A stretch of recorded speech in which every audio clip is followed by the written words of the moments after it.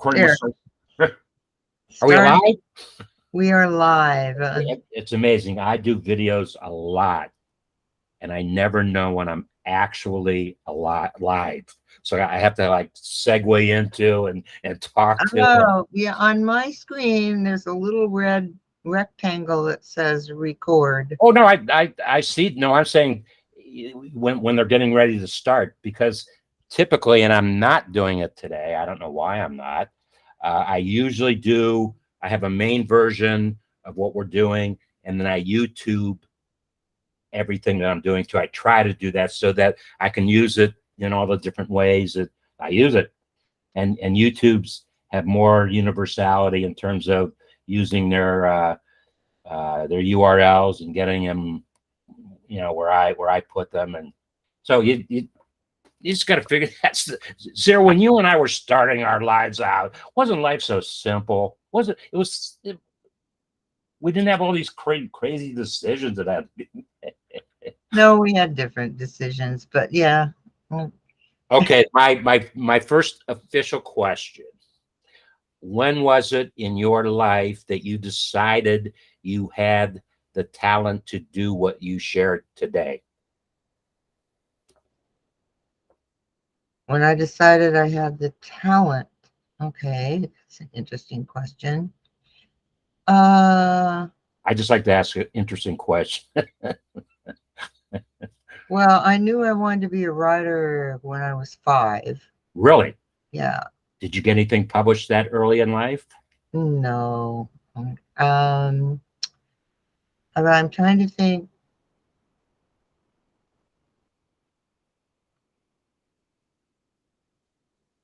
When I had it, it was it was sometime in my 20s, I guess. Well, one of the reasons I asked that question, I had a great freshman English teacher in high school, and he still follows us students on Facebook. He's about 10 years older than we are, and he was great. The next year, I was in an English class. It was special English, honors English, and I had a teacher who belittled me as a writer in front of my classmates. She would say I write like a 6-year-old, and it was that bad. So I went into shock. What was I Well, gonna? there are people like that. I was trying before we started recording. I was going to share the story about being in graduate school, and I had a graduate advisor.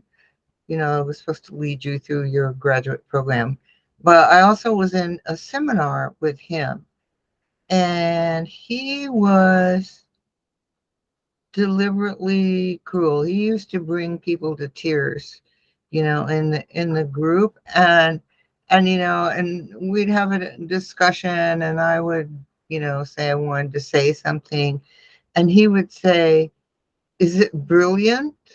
And I would just To which you never. were to which you responded. I didn't answer the question. I just asked the question I had in my head. I mean, I would have taken that it's opportunity to put that really, gentleman in his place. really ridiculous. But he did, which was the response he wanted. Well, but how did you learn from him? So that did he enhance your skill or Did he enhance my? your skill? Did he help you develop your skill? Yeah, Okay. yeah. Well, Yeah, I mean, the skills in English literature in graduate school are all about discernment and intent, and so thinking about those things. So when you're reading, quote, a story, you're looking at things other than that, and what is it that the work before you has to say? That is it. What is it that the work before you has to say? So yes, I would say that definitely helped in my evaluation skills. I uh, I got into it. Actually, I did not enjoy writing. And I bought a publication when I was 24 years old.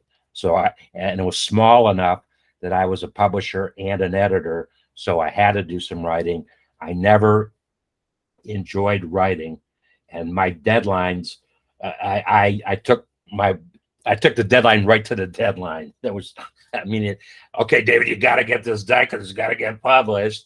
And but I'm having a lot of fun with things right now, and that's That's good. that's a great place to be. And so and right now I'm mixing telling the story, writing, telling the story as you and I are doing it. What? Well, I know you. Your favorite is the written word. It's got to be the written word. Mhm. I mean, I'm sure you would much rather write than you would be on a video conversation. What are you No, writing? I think they're equal. I think it's all about communication. What are you writing right now? Well, I'm working with a company in Europe, so I'm doing a lot of writing. I Mystery think. detective. Oh, the mystery detective stuff. With that, which is fiction writing, I am working on a present day police procedural. Present day. Are you doing it? It's truly fictional, based on fiction. It's truly fictional, based on fiction and based on historical events in our lifetime. Yes. Because you're, well, I told you this when in our last interaction that we had, that if I had to do any kind of fiction writing, it would absolutely be that field because I love it. I watch TV. That's all I watch are mystery detective shows. But I approach it from the behavior side of why are they saying what they're saying, and it's really it's really a good thing. And then I test myself as I'm watching the show. If I can say the line before they do, I'm really doing a good job. And that's a game I play. So a formal training. So you've been formally training to write for a long time. No. No, 20s. No. When so well, yes, you learn to do research in graduate school. That's essentially what you learn to do. And you learn to collect various bits of information and then put them into a coherent whole with your thought, whatever it might be. But that's definitely not fiction. That is, essay writing, as it were, but long, Now we have 20. now we have the dark web where we can write anything we want. Well, we can always write anything we want. Now we can write it whether or not somebody will buy it and publish it. That's This another is a thing. different story, right? But anybody can write anything that they want. I, So, how do you encourage folks to write? I mean, obviously it's your passion and it's what you do and it's where you get your energy. How do you, or do you, or do you encourage folks to write? And oh yeah, I have two groups on Facebook, for writers. So, um, I think with fiction writing, when you're encouraging people, it depends on the issue they're having because there's so many issues that can come up when you're writing fiction. One is the plot. Are you plotting? It helps with a mystery to plot because a mystery is a puzzle. It's as not all a, as it's all of not life a is. thriller. It's not an action adventure story. It may have some of those elements in it, but the main goal of a mystery is to create the puzzle. And the main thing that readers want from mysteries is to see if they can solve the puzzle before the protagonist does. And that's So, why you and I like to write because we solve the puzzles before anybody does.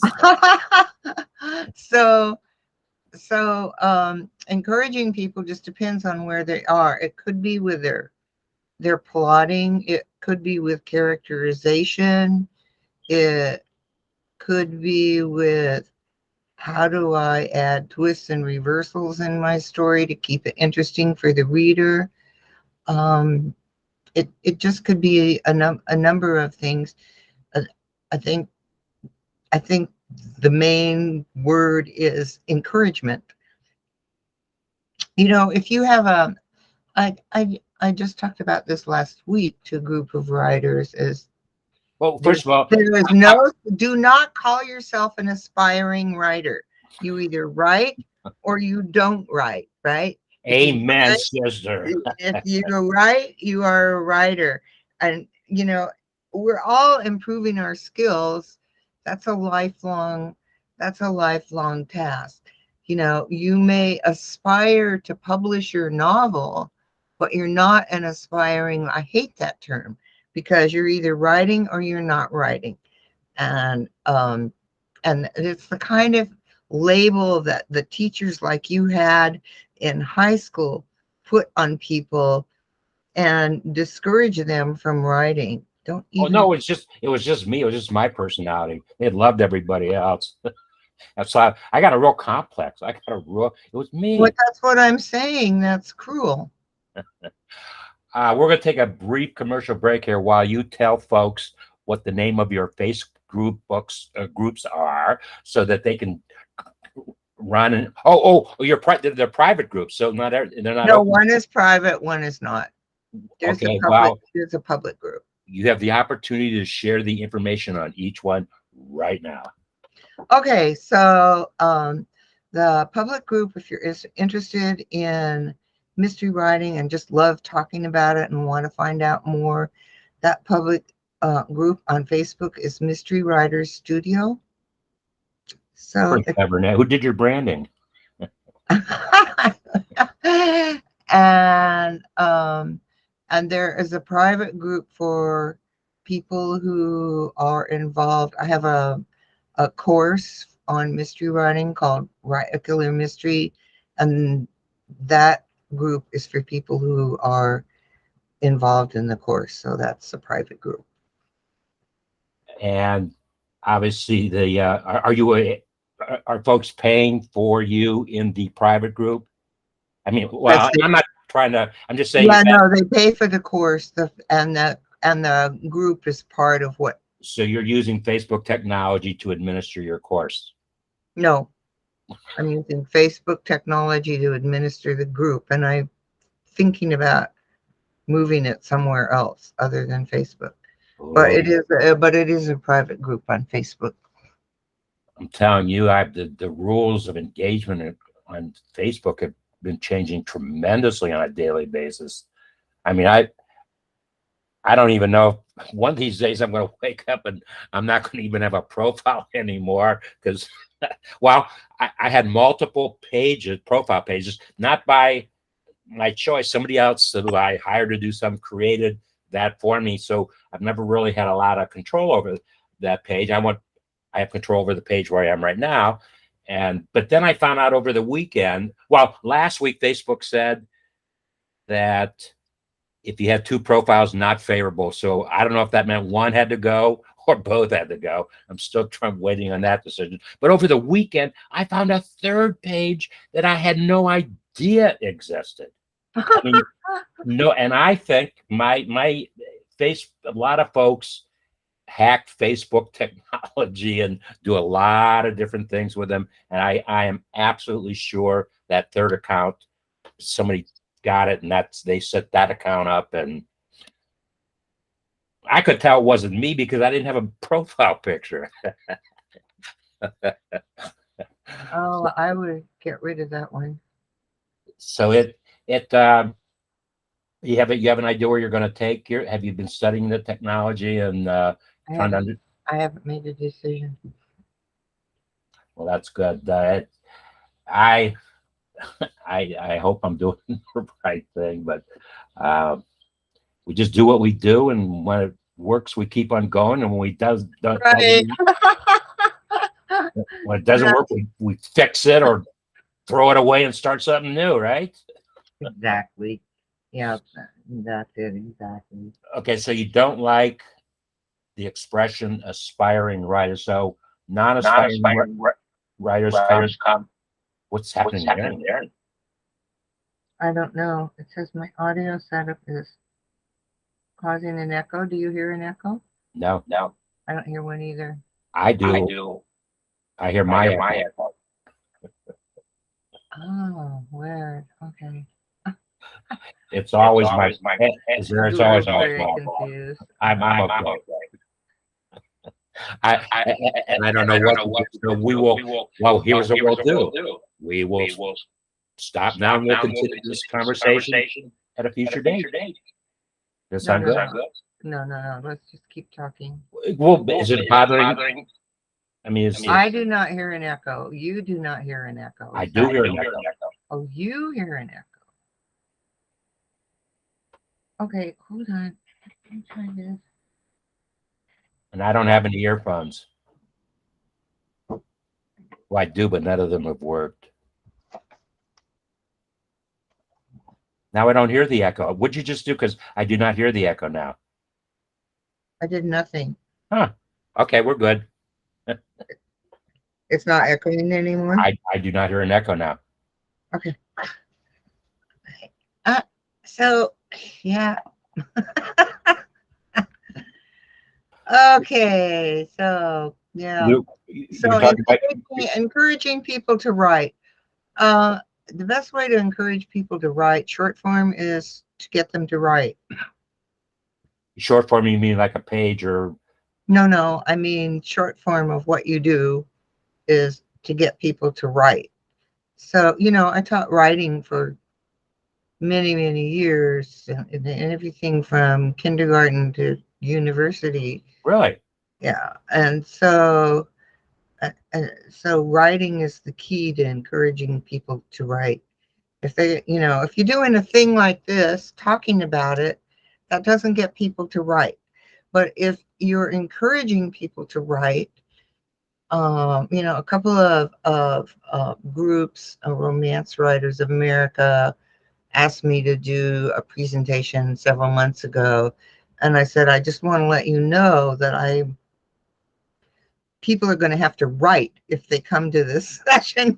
What do you mean, right? What? How dare you say we're not going to be a talking head thing, and right? And then I'm doing another one in September, and the same thing. So yes, so me espousing whatever it is about writing or whatever it is about working with the mystery genre, that's interesting, but that doesn't encourage people to write. And I think that if we want to encourage people to write, we get them to write thinking about writing in a new and different way. That is the way that you encourage people to write. Me talking about it is, When you say new and different way, you mean new and different to the individual, because to the individual, correct? Exactly. so you will ask them, well, what do you like to write? Is that how you? No, I don't ask them. I say, this is the way we think about it. This is the way. So let me give an example from teaching poetry. Let's hear it. So long ago, this was third, fourth, and fifth graders. It was kind of a mixed class, and we'd been working with poetry for a while. And I came in. This was a major heartbreaker for me. I came in with a poem by Rimbaud describing his porch and the garden in front of, I assume it's his house. I don't know that for sure, but describing everything in terms of jewels. So the writing assignment was, think of something beautiful. Rimbaud used jewels. Think of something beautiful and then describes one of your favorite things in those terms. So it was not, this was you know, I thought this was going to be a slam dunk. I spent 90 minutes going around to 8, 9, and 10-year-olds,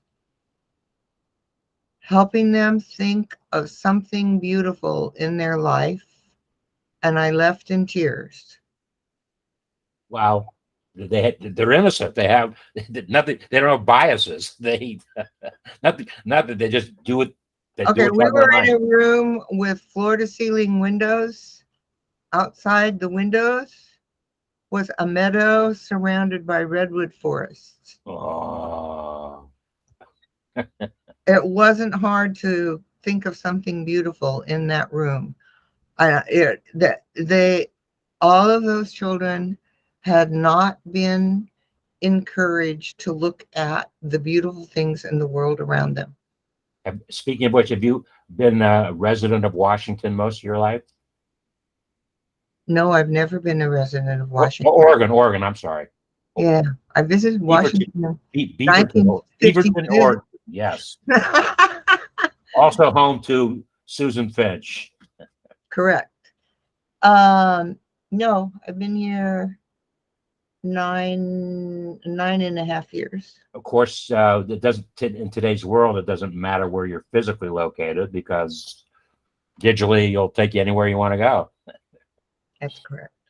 So that part of it is good for us, you and I, and all the things that we've gone through in our lives, and all the technology we've gone through in our lives. And you gave me a flashback memory. I really haven't thought about this for a long time. I taught a quarter of a journalism class in a college in my hometown. They thought because I was a publisher editor that I'd be a great one to lecture a class. And I did the class, and I don't know, we probably had about 10 sessions. And it was one of the most interesting things because I wasn't trained to do any of that stuff. I'm a product of the streets. I've learned from the folks that I communicate with, and it is what it is. So I would give a writing assignment. It works for 8 and 9 years old. It wasn't working for college kids. And when I taught a journalism class, they had to write. I used to get groans and moans. And I said, "What do you want? What are your expectations?" What were their expectations? Pardon me? What I, were well, they did come back every week with something written. I guess they were complainers. Oh, okay. Well, because long ago I taught this was through the local library, and I think it was summertime or something, and I did a class for junior high kids on writing. And I show up at the library, and we meet in this room, and there's like 20 kids in this class. And I'm like, oh, whoa, I can't believe there's like 20 junior high kids who want to take this writing course, right? What is more obnoxious than 20 junior high school kids? Wait, no, okay, so misconception. So when I was teaching, there were 2 of us who worked with junior high and high school kids, and nobody else wanted to work with them. I love them. They have lots of energy. That's not the point of my story. The point of, but it is an example of their energy. So the first day we go, we're sitting in a circle, and everybody goes around, why are you here? Because I wanted to know what kind of writing, and, that is not what I got. What I got was my parents signed me up for this class. And so I said, okay. I hate it already. I want to leave. I said, okay, well, we've got a problem. You don't want to write. So what do you guys want to do for the next 8 weeks, right? I'm going to play volleyball. No, they decided they wanted to put on a play for the, what's it called? When the library, story time. They wanted to put on a play for the little tiny kids in story time. So we did this whole production thing. Who's going to write the script? No, that we were in a library. We had scripts available. Oh. So we read scripts. We picked a script. I just sat there. The kids picked the director. Somebody did the casting. They did the whole thing. They did the rehearsals, and then we did the presentation. They did the play for the kids at story time. It was really fun. But the kids came up with the idea because that's what they wanted to do. They wanted to do a play. You're giving me another flashback that I haven't thought about in years. Um, I was in college, and um, I taught I taught a class of creative dramatics uh, in a actually as a religious school, and but I also produced, but didn't direct, just produced a play that there were about 50 junior high kids, and actually maybe a little bit younger than junior high, and we together as a group wrote the script and then presented it as a stage production. It was a great project, great Yeah, project. that's, drama projects are fun.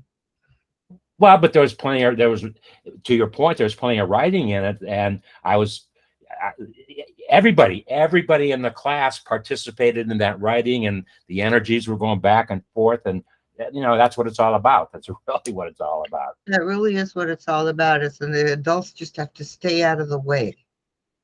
Oh my goodness. I try to send that same message in today's political world. I think there shouldn't be any elected official that is older than maybe 65. We, while we as baby boomers, we did wonderful things in our lifetime. I mean, we did great things in our lifetime. But now, as baby boomers who are making political decisions, they're making life really difficult for our children and grandchildren. And I don't like it.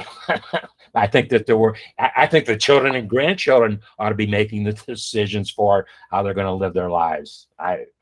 It's well, I guess that's a story for another day, Zara. Yeah. Well, maybe we could. Well, no, I was going to suggest that.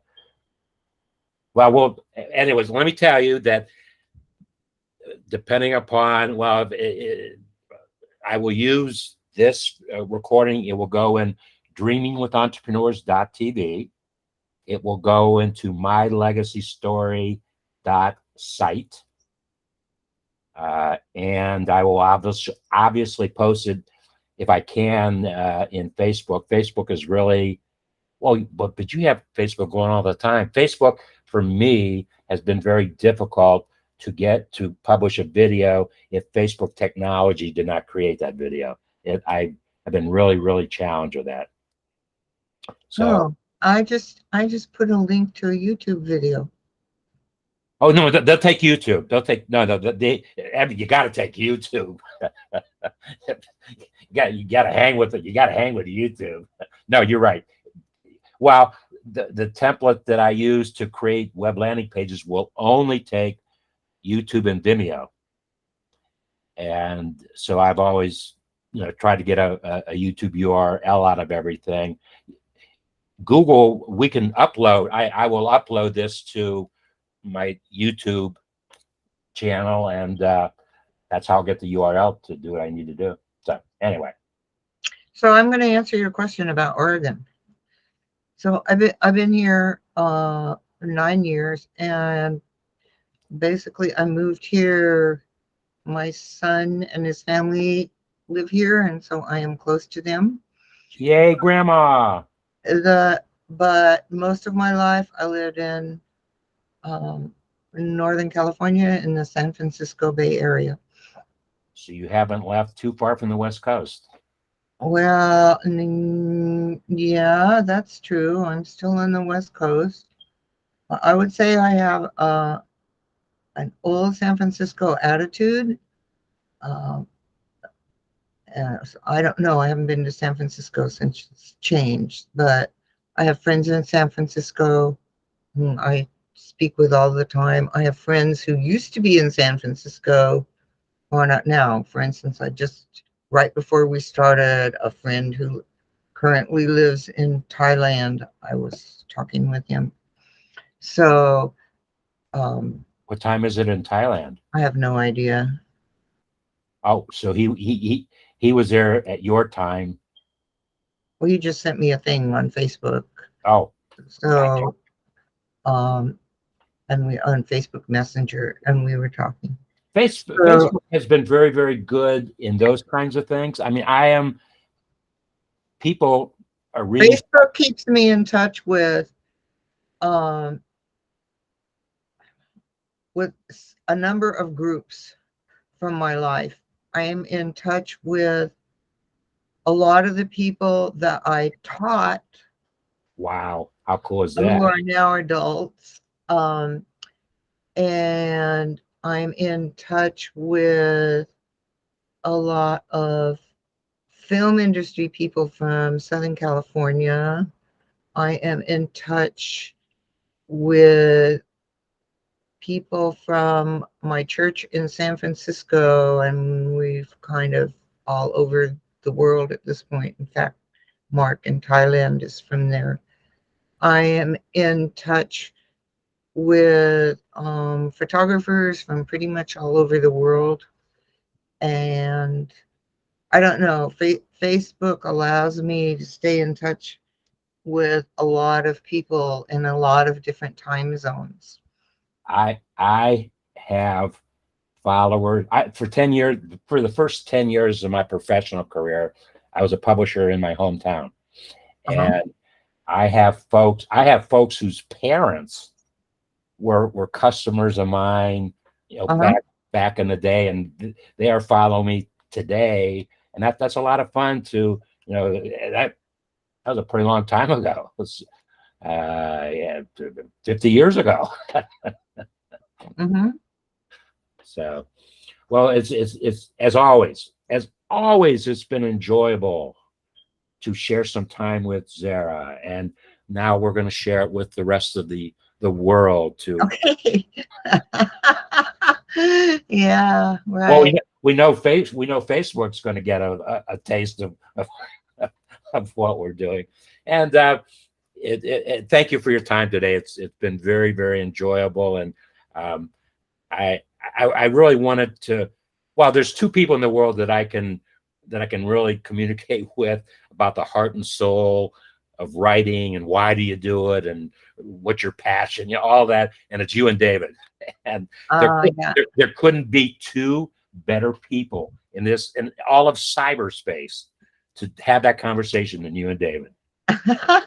Well, with essentially writing is thinking. I mean, you think first and then you write, right? One, Uh, one would hope. and Although I've read some stuff that they couldn't have been too much pre-thinking to it. there is that. Um, but in order to formulate either fiction or nonfiction, there has to be some thinking involved. I mean, with fiction, you're thinking about characters and you're thinking about their personality and how they interact with other characters in the story. And with nonfiction, you're thinking about guiding people through a process of considering an idea to what that idea is composed of, to how to incorporate that idea into your life, and what the benefits of incorporating that idea into your life might be. Two So, questions. I got two yeah, questions for you. Do you use index cards in the way that you write? You have an idea, jot it down and put it on an index card or a diary, or how do you gather all your? I have a notebook by my bedside, a notebook in my bag, uh, notebooks. All of those get incorporated into my writing tool. I have a Mac, and I use Ulysses, which is a writing software for Mac. So the ideas get stored there. Um, do you have a special time in the day that is your time to just write, and you move away from whatever else you're doing, and you go write? Yeah, it's usually in the evening. Yeah, late evening. Okay. Yeah, you are going to bed and I'm waking up. I have noticed that. Right. I have noticed. Well, we're I 3 hours. know if I'm awake and all my friends in Europe start posting, I'm like, oops, it's time to go to Yeah, better. You better. bed. I can't imagine what David's life is like in Greece. I mean, I can't imagine it. With time zones and people and all the different things that he does. Talk. Well, no, I work with a team. We have one person in Germany, one person in Spain, one person in Italy, one person in Turkey. So Really? yeah, so we're pretty diverse on time zones. Uh, Wow. uh, Well, in today's world, though, I have found that it's not so much, it doesn't have to be live. You need the live for interaction, obviously. You need the live for interaction, but you can record something and they can look at it anytime, watch it anytime. well, we have a team meeting twice a week. We're all together in one. Really? People from all over the world. Yeah, Wow. And what technology do you use in that meeting? those are Zoom meetings. Wow. And how many people are there 100 people in the meeting? Well, you said 20 people. 20 or 100 people. What? I don't know. On our team meetings, Yeah. there's like 4 or 5 people. Oh, okay. Last question. Promise, last question. When do you think might be the next time where we can see a new book by Zara Altair? Oh gosh, I don't know. It's taking me much longer than I thought it would take to write Oh, this book. So I'm not projecting any dates. I'm not projecting any dates. I'm about halfway through. you're not projecting a date and you're only halfway through. Well, yeah. That's oh, good. Well, good. Once again, thank you for your time today. It's been a lot of fun, and we will continue this discussion when we continue this discussion. And I hold up a mug at the end of a lot of my recordings, and this one has to be really, really appropriate to you and how you approach life. Oh, what's that? Do what you love and love what you do. Oh yeah. Wow. You have so much passion and energy. You have to. You don't have a choice. So I'll hold up my mug, which is, can you see this? There we go. Be on the edge. Be on the be on the edge. I learned something new about you today. Be on the edge. Yeah. Well, we'll have some fun with that one the next time we talk, and we won't record it. Oh, okay. Well, long ago in the Hangout days, I was part of a crew that ran a Hangout called A View from the Edge. Really, I don't even remember that group. So, Yeah, we interviewed different people every week in all different kinds of fields, at every amazing people. and it was an international group. International group. Yeah. Wow, I didn't know you were doing that back in those days. Yeah. That was fun. Well, you need to learn something new every single day, and thank you for sharing something new with me today. Thank you. I knew I could turn this. I knew I could turn to Zara and I'd get the answer. I knew it. Oh, well, it was fun. So have a great day, and we'll share some time together soon. All right. Terrific. Thank you, David.